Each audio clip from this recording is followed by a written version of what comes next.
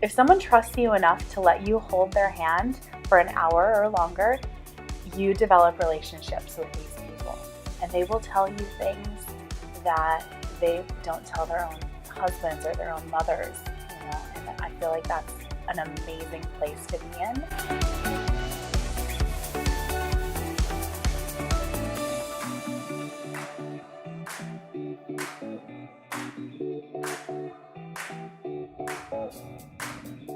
Welcome back to another episode of the Succeed Against the Odds.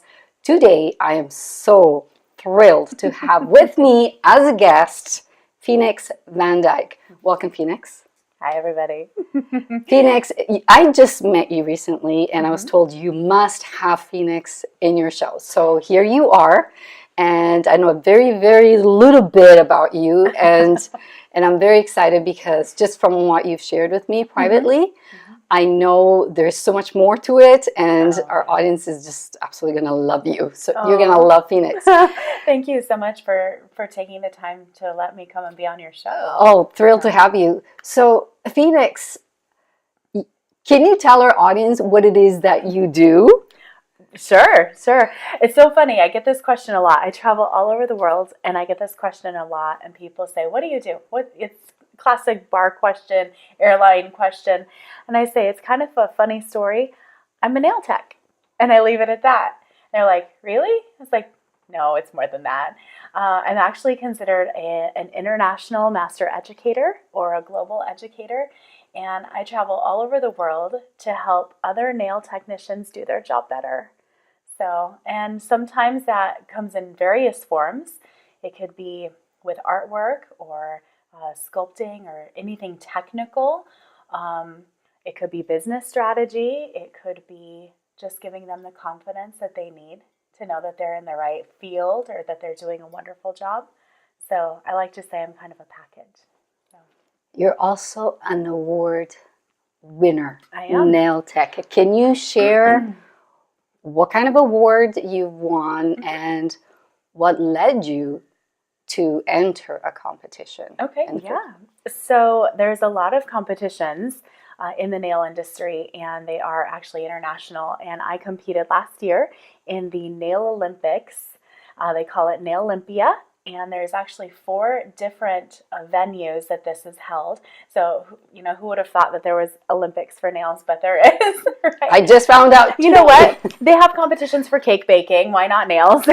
So, the one that I competed in, Nailympia, last year was in the United States. It was in Texas at the Best Little Nail Show in Texas.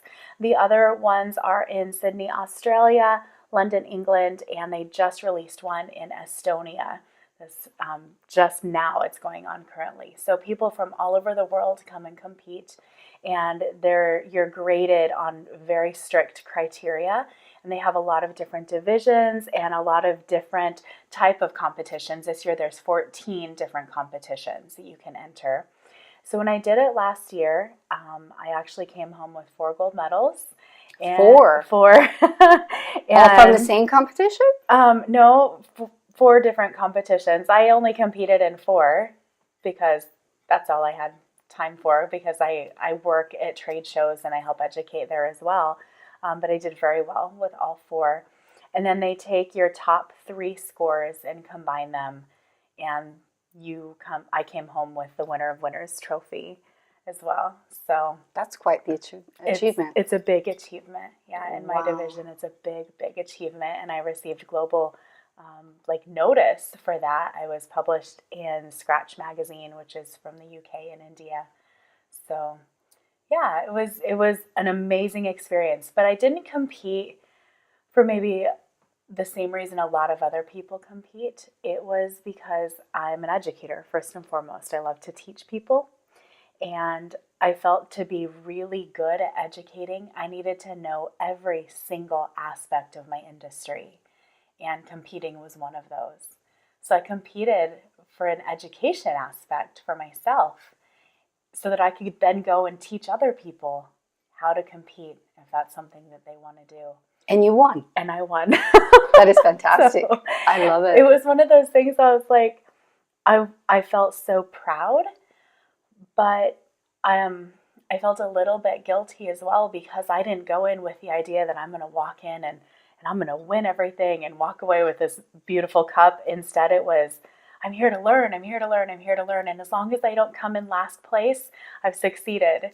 And I ended up coming in first. I think that may have played a role in you winning because you were focused on the work itself rather than having that distraction, I want to win, I want to win. Yeah, yeah. I was not stressed at all. Your competition arena is open. People can observe. And there were people from 13 different countries that were competing at the same time. And I would sit there and I was working on my model and everyone's quiet. It's so, so quiet. And I'd have people come up and just start talking to me and I just was talking to them back. And some of the judges, they had said we never had seen anybody just so relaxed when they competed. I said, I felt like I was doing nails. I felt like I was sitting across my nail table. And if you had that kind of a mentality, just do your best. But that mentality, it was very comfortable. So, yeah, Beautiful. It was wonderful. Now, you have a story how all this came to be. What would you mind sharing with our audience? What got you started in the whole nail tech industry? Yeah. How does one think? You don't just wake up and say, I'm going to be a nail tech. Actually, some people do. Some people do. That's actually something I talk to people a lot about. I say, I don't ever just wake up and say, I just think I'm going to become a nail tech. It's a fallback. I really like to promote being a nail technician as a career. It's a wonderful career. But mine actually started when I was a child because I had something very tragic happen to me. And when my mom watches this, I'm sorry, Mom, but just so you know, I have to talk about this story. So I fell over a chair and all of my fingers were burned. All 8 of them were burned. And I had scars. I had horrible scars on my hands from being burned. And then when I was 7, I had a finger cut off and they did plastic surgery to put it back on. I know my poor tragic little fingers. But I didn't like my hands and I would sit on them and I would chew my nails. I mean, I have permanent damage to my nails because, I have permanent damage. I was burned. But when I was 15... So your nail beds were... Yeah, they're very, to this day, they're very, very thin. They're shredded. Sometimes people say, oh, I had my finger, smashed in a door, and those nails, they just don't ever quite grow the way that someone healthy who hasn't had any damage, how those nails grow. And so the first time I ever had my nails done, I was 15 years old. Now, I always... I liked the little press-ons or, you go to the dollar store and because it would make you feel kind of pretty. But the first time I ever had my nails done, my friend had just graduated from nail school. It was my mom's friend, actually. And she gave me my first full set of nails. And they weren't beautiful nails. She was fresh out of nail school. She was still practicing. But it didn't matter because I felt so beautiful. So beautiful. So 9 months later, at the age of 16, I went to nail school. I went to a professional trade school. I lived in Wyoming. I grew up in Wyoming in the United States. And so I had to drive 60 miles one way and 60 miles the other way over the course of a summer between my sophomore and junior year in high school. That's called commitment. That's commitment. You really wanted this. I'm guessing, and correct me if I'm wrong, but just the way that set of nails made you feel so good. So beautiful. Inspired you to want to make other people feel 100%. You are absolutely on the dot. I wanted other people to feel beautiful. And you develop a relationship with people when you sit across the table from them and you're holding their hand. That is a direct exchange of energy. And if someone trusts you enough to let you hold their hand for an hour or longer, you develop relationships with these people. And they will tell you things that they don't tell their own husbands or their own mothers, And I feel like that's an amazing place to be in that kind of industry. We get paid to be an architect and a therapist, both. So having said that, just to pick up on what you just said, the architect, I never thought for the longest time nail technicians to be artists until recently. Okay. And seeing some of the designs on the nails that are coming out, the patterns and it really is art. It is. And the sculpting of the gels, or it is that what you use, gel? I use gel, I use acrylic. Yeah, I use either one. I've used hybrid products. I actually work a little bit with research and development with different like laboratories and testing and seeing things that are working better for us in our industry, things that can help nail technicians make more money, speed, better quality. Yeah, it's there's so much to this industry. But last year, the nail industry just in the United States was a $9 billion industry. Wow. And I just want a little piece of it. And I want everybody else that I teach and touch in their lives to have a little piece of that. So why do you think the industry is so successful? I think because nails make women feel beautiful. Yeah, 100%. Makeup makes women feel beautiful. Getting our hair done, people say it's like going in. It's something you do for yourself. Women used to be able to stay at home and take care of their children and be the stay-at-home mom, and that was their life. But the economy changed, 100 years ago, and women started having to go to work full-time. And they started feeling that they deserved to take care of themselves a little bit. Sometimes it was for professionalism, other times it was just to make us feel good. And I think that's why. You develop a relationship you don't want to let go of. I remember when I first got my first set of nails, the reason I did it was because I could never grow my nails all at the same time. There was always one that was breaking, so they were never always even. And once I started, there was no going back, because it's not like makeup. Makeup, yes, it does make you feel beautiful. You have to put it on every day. Right. With the nails, it's not, you forget about them, and you look at them, and even if your makeup is not perfect, you still feel like part of you is already done up. At least that's how it feels for me. I completely agree. When I had a very successful salon, Day Spa, I've actually owned several different ones, but I was getting ready to write like a slogan on my business card or on my advertisement, and so I'm talking to all of my clients, and I'd say, what do you think of when you're getting ready to come and get your nails done? And multiple times people would say, the best day is nail day. And so that's what became my slogan. And I had it put on a big sign that was behind my nail desk, and everyone agreed the best day is nail day. And for a variety of reasons. A lot of times they just sit down and be like, I could not wait to see you. So nice. I love that. But now I don't do clients, but now I can teach other nail technicians how to develop that kind of a relationship with their clients, but also that directly turns into money that then supports them and their families. So in other words, you're creating the rippling effects. Instead of touching one person, you're touching multiple. And I used to say, if I could just touch one person and make a difference in one person's life, then I had succeeded. But now I feel a little greedy, and I don't want it to be just one person. I want, when I die, I have 2 sons, okay, and they're not going to become nail techs. They're nerdy and they love computers and things. They're not going to become nail techs. But so I've said that when I die, that my legacy is the people that I have taught. It's the people that I've touched their lives.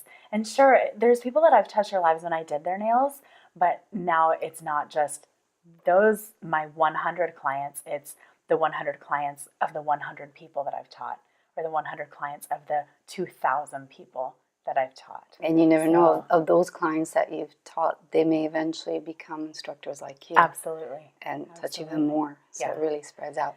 So what would you say to someone who may be watching us right now and is thinking, I want to start a business, nail tech. That actually sounds interesting. Maybe that is something that I would consider. What would you suggest to someone who's thinking along those ways that would be the best way to kind of explore without getting into it and then finding out that it's the wrong thing, Like, what can they do to make sure it is the right fit for them? A lot of it is just research. So depending on where you're at, I don't know where all of your viewers come from, but all over. All over. Yeah, they have different regulations. So one place may have like a licensing requirement. Other places may have like certifications, or maybe not anything at all. It's more than just watching videos on YouTube. Definitely, there's hands-on that you need to definitely get involved with. But I think if it's something that you even have an inkling about, if you love getting your nails done, maybe you are painting your girlfriend's nails, or I think that it's a good career for anybody that has even just the slightest twinge. It's interesting. I've had a lot of students that it's like a second career of their life. Like they went to school to become like a dental hygienist. And then after they had done that for 20 or 25 years, they didn't want to do it anymore. And they went to nail school. Complete career change. And they love it. So really, it's just being informed, educating yourself on what's expected. I like to think a lot about like not religion, but like spirituality. And I think something that I've lived by is that if you're getting ready to build a building, you have to first of all sit down and count the cost. Mm-hmm. That's something that we're taught in the Bible, right? So if you are looking into something like that, just sit down and count the cost. It's something you can meditate on, you can dwell on it, you can think about it, do your research, and there's going to be people that are going to touch the waters, and there's going to be those that just dive right in. So I can't even tell you exactly how to answer that question. Just if it's something that you want to, if it's something you're looking at, please, by all means, it's such a good life. It's such a good industry. It's been very rewarding for you. Very rewarding for me. And there's a lot of people that have been single mothers. Maybe they have come from broken homes, women, men, both, that just felt that they needed to be able to change their life, and they became a nail technician. And they have come back years later and said it was the best change of my life, best decision I ever made. To this day, I've done nails for 23 years, and it'll be 24 years actually this month. And my sister says to me, I wished I would have done something like you. Wow. So that's pretty powerful. That's very powerful. Yeah, very powerful. My mom and dad say, when you get rich, don't forget to pay off our house. Yeah. It's hiding. The money's hiding.